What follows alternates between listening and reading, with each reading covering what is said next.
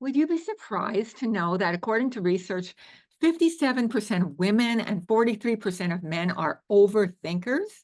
The good news is that according to research, it gets better with time. As you get older, the overthinking gets less. And the really good news is that it's a habit, and like any other habit, it can be dealt with.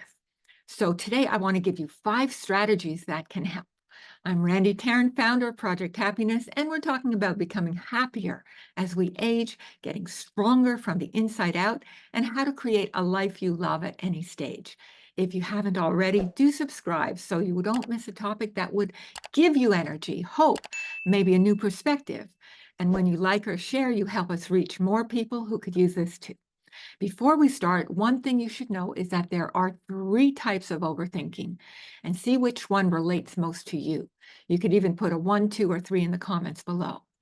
So the first type of overthinking is rumination, and that's like a loop in your mind where the thoughts go over and over and over to past events and how they could have turned out better. It's like, if only I, dot, dot, dot. There's regret, there's guilt, there's playing the scene over and over and kind of getting stuck by other people's negative comments at the time. Like I woulda, coulda, shoulda, which actually leads nowhere. But what it does is it paralyzes future decision making and action. So, what's the strategy? Schedule some worry time. Yes, some time to worry. So, instead of having the whole day going in and out of those feelings, create a time when you just go at it, and that could be, let's say you have meetings in the morning or you have to, do errands and stuff. Pick a time where you are free, maybe 15 or 30 minutes, and you can journal about everything that's on your mind or vent to a friend. Just get it out.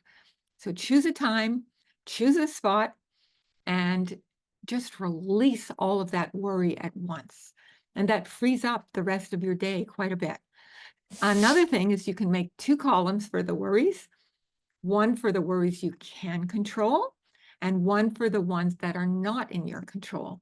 And those you can control, like what steps would you take? Like, for example, meeting a deadline. What is one step I can take? Those that are not in your control, imagine putting them in a little boat and watching that boat just float down the river. Not in your control, let it go. The second type is future tripping. What is that? It's worrying about the future, trying to control everything that you can, being prepared in case some other person doesn't do their part. And there's always something that could go wrong, always more to do. And it's hard to celebrate your successes because there's always something that could fall through the cracks. And it's actually stifling. It takes away a lot of joy. And I have to admit that sometimes I fall into that one, but I'm working on it. So here's a strategy. Picture yourself 5 years from now. Your future self is successful and calm. This thing that you're so worried about is just one of the many projects you've experienced, and you will experience. Some went great, of course, and there were some mistakes, but that wasn't the end of the world. In fact, you probably learned so much. This is called temporal distancing. And what it does is it gives you perspective. So does limiting your exposure to doomsday people. We all know the type that just drain your energy. And also scenarios in the news, all the, catastrophes that are happening that just suck your soul. Curate what you take in. The third type is overanalyzing. And this one shows up as procrastination and getting lots of other people's opinions instead of trusting your own. Also, that stops you from making a decision, and it becomes hard to know what to prioritize as all the stuff can pile up. Strategy. Remember the quote, done is better than perfect, and give yourself a maximum of 3 criteria to decide. And some good ones are, hey, does this even fit with my values? Does it align with my strengths? Do I even have enough time to get it done? At what cost? And perhaps the most important one is, does it give me energy or take it away? Now, I want to give you 5 tips to get you back on track. First one, number 1, ditch the perfectionism and the critic's voice. Remind yourself it's not black or white, perfect or a total catastrophe. We're human. Life is messy, and that's okay. It's how we grow. Number 2, get physical when you are overthinking. Go for a walk, work out, move the body to take a break from the mind. Number 3 is challenge your thoughts. Thoughts are, after all, just fleeting. They come, they go, they are not facts. So the work of Byron Katie is great for this. She has 4 questions. 1, is it true? 2, can you absolutely know that it's true all the time? How do you react when you believe that thought? What does that do to how you feel and how you go through your day?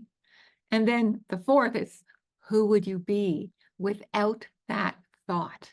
You'd probably feel much freer, easier. It might change your perspective a great deal.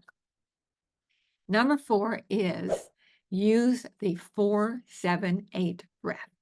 I love this one. It's from Dr. Andrew Weil, and it takes no time. It's very effective.